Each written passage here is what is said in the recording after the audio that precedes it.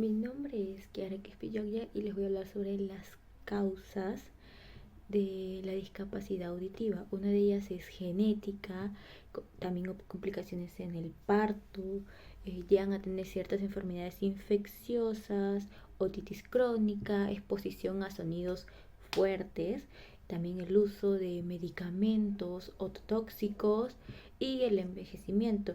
En lo que es otitis crónica, esto aparece mayormente en los niños, más que todo el 60%. Asimismo, también comentaré mi breve experiencia con una persona que tenía discapacidad auditiva. Era una amiga mía que estudiábamos juntas en el colegio y con ella teníamos que hacer contactos visuales.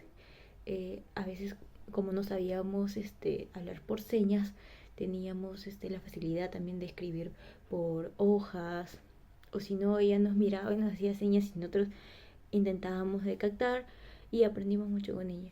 Y la verdad es que todos intentamos hacer que ella se sienta cómoda con nosotros y se sienta cómoda consigo misma. Eso es todo. Buenas Gracias. tardes, profesor. Mi nombre es Diego Romero y empezaré a hablar sobre la discapacidad auditiva en el Perú. Teniendo en cuenta que este es un problema no solo a nivel micro, sino a nivel macro y global, pues el Perú es un país que tiene un grave problema con la marginación y la discriminación en muchos aspectos, siendo la discapacidad auditiva no ajena a esta. Por ejemplo, podría tomar el ejemplo que según el Ministerio de Educación, en el año 2018, del global de colegios a nivel nacional, ya sean privados o públicos, apenas el 46% contaban con uno o dos docentes que sabían lengua de señas o algún tipo de estrategia para poder educar a las personas con esta discapacidad.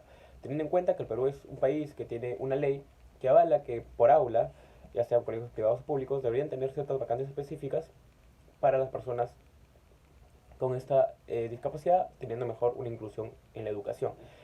Además, según el Censo de Población y Vivienda en el año 2016, de cerca de 2 millones de personas con discapacidad auditiva en el Perú que pertenecen a la población económicamente activa, muchos de ellos manifestaron encontrarse sin empleo o con un subempleo, teniendo una remuneración y unas condiciones laborales realmente deplorables, siendo el sexo femenino el más afectado con el 55% del total. Además, otro dato interesante es que Puno, por ejemplo, la región con mayor tasa de discapacidad auditiva en el Perú, siendo este un 2,7% de la población total.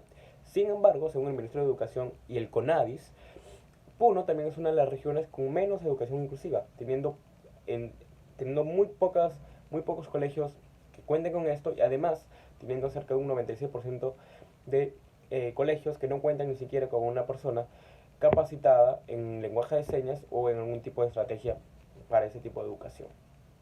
Por ello llamamos a la concientización, ya sea a nivel educacional, laboral e incluso sociocultural, del el problema de la educación auditiva, ya sea en todos sus grados.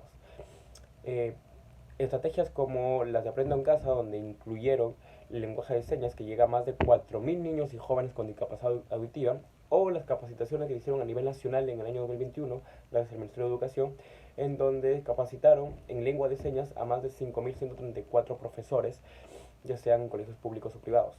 Aunque esa sigue siendo una minoría teniendo en cuenta la cantidad de población con discapacidad auditiva que tenemos en el Perú y las pocas técnicas o redes que tiene el Estado para llegar a los sitios más alejados donde se encuentran estas personas, creemos que es posible gracias a la capacitación, a las estrategias adecuadas, a la información, para poder mejorar la calidad de vida de esas personas que, aunque con ciertas limitaciones, tienen todo el derecho y las habilidades para sobresalir en lo que ellos deseen.